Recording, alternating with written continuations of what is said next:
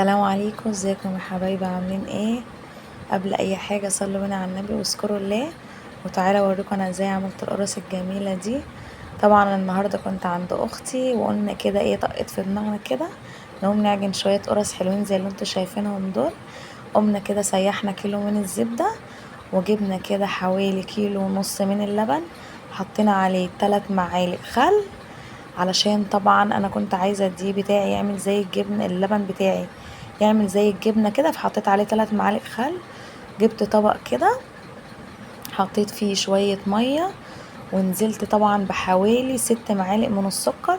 هي كانت بتحط، طبعا اختي اللي كانت بتعجن القرص كانت بتحط كده بالمعلقه الصغيره، بس هي حوالي 6 معالق سكر من المعلقه الكبيره دي، وحوالي برضو 3 معالق من الخميرة. طبعا هندوب كده الخميرة مع السكر في شوية مية زي ما انتوا شايفين كده، وبعد كده هنحط الخليط بتاعنا ده على اللبن اللي احنا حاطين فيه الخل. طبعا اللبن بتاعنا كان عمل زي الجبنة كده، طبعا لما حطينا فيه الخل قلبنا كل بقى المكونات دي مع بعضها، وهنسيبها بقى كده على جنب لما تخمر خالص. احنا كده حطيناها في طبق كبير علشان كان الكوبايه اللي احنا كنا حاطينها فيها دي ما كانتش واخده، وطبعا كانت لسه هتخمر، فحطيناها في طبق كده وسيبناها بقى على جنب. طبعا ده الدقيق بتاعنا حوالي كده بتاع 3 كيلو من الدقيق، حطينا عليه رشه ملح.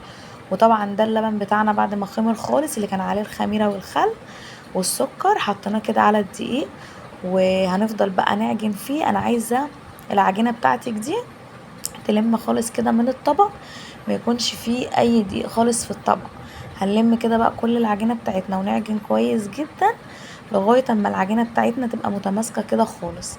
واللي لسه بيتفرج معايا لغايه دلوقتي يا ريت يعمل لي اشتراك في القناه، يفعل لي الجرس كده، ويعمل لي تعليق حلو. قبل اي حاجه صلوا بينا على النبي واذكروا الله، وما تنسوش قناتي اسمها ام العيال في البيت بيتي.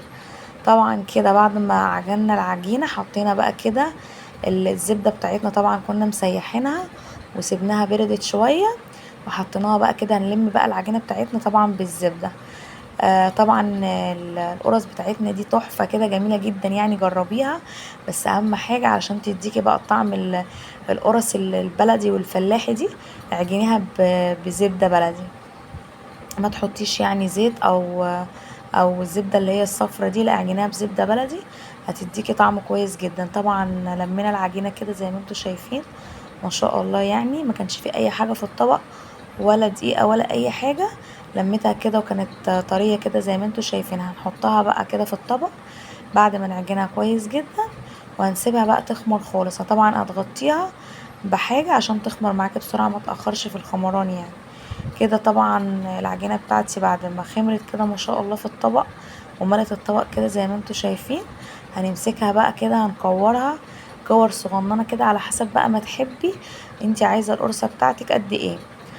طبعا احنا عملناها بقى كده كبيره، هي طبعا احنا لسه هنفردها.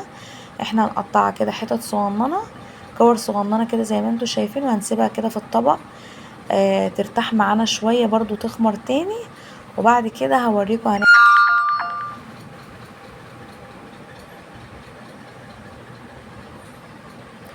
بصوا بقى كده يا حبايبي، بعد ما نخلصها خالص كلها، كل العجينة كده بعد ما هتقطعيها كور كده على حسب ما انتي تحبي، طبعا هنجيب صينية بقى كده وهنفردها كده في الصينية زي ما انتي شايفة كده بالحجم اللي انتي تحبيه. عايزاها اصغر من كده ممكن تعمليها، عايزاها اكبر من كده بس متهيألي هو ده اكبر حاجة، يعني مش هينفع اكبر من كده. فطبعا فردناها بقى في الصينية كده، هنسيبها ترتاح شوية، وبعد كده بقى هندخلها الفرن.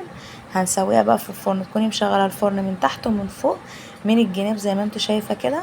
طبعا اول صينيه كده احنا حبينا برضو نشوفها، كانت لسه بيضه كده من على الوش، والتانية دي هطلعها دلوقتي هيكون القرص بتاعتنا كده كانت استوت بقى ما شاء الله كده من فوق ومن تحت. وهي دي بقى شكل القرص بتاعتنا. واللي عجبه طريقه القرص دي يا ريت يكتب لي في التعليقات. والسلام عليكم ورحمه الله وبركاته.